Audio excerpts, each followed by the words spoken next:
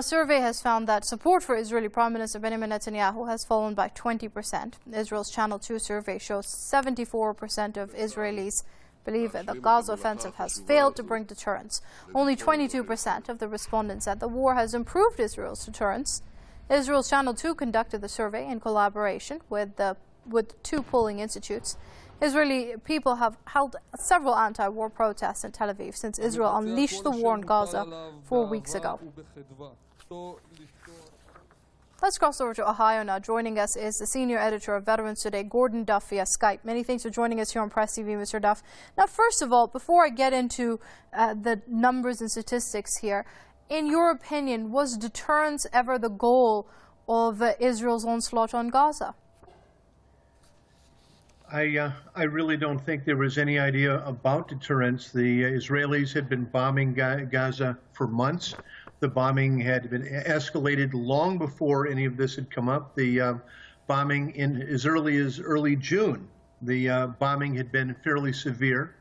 The issues here have simply been internal politics within Israel, victimization games, attempts to defray the failures that Israel has had with Syria, Israel's very strange alliance with the neo-fascists in Kiev, which is now not so much of a secret anymore. The embarrassment inside Egypt that it's an Israeli puppet regime in Cairo today. And this attack was supposed to be something to mollify the people of Israel. It was supposed to be something to solidify backing within the United States. It was supposed to be a more of the same victimization game that Israel plays. None of this has turned out the way they wanted it to be. Israel has lost big. The idea that people don't approve of Netanyahu because he failed as a war criminal is simply the people of Israel, whatever protests they've been involved in, this is my opinion now, that they're displeased because Netanyahu has not been successful as a war criminal, and war crimes are what the people of Israel have been asking for.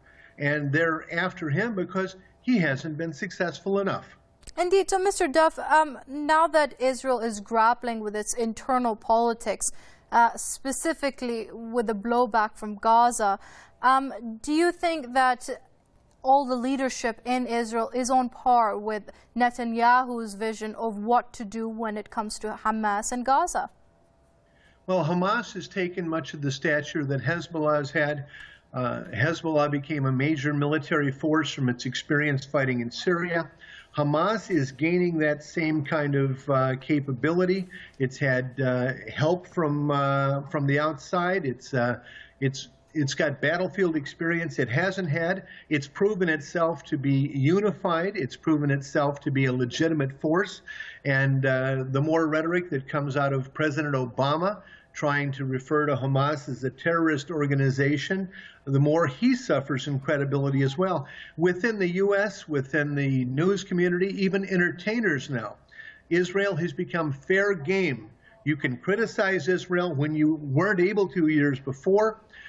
Certainly what's become an open issue in the United States is cutting aid to Israel.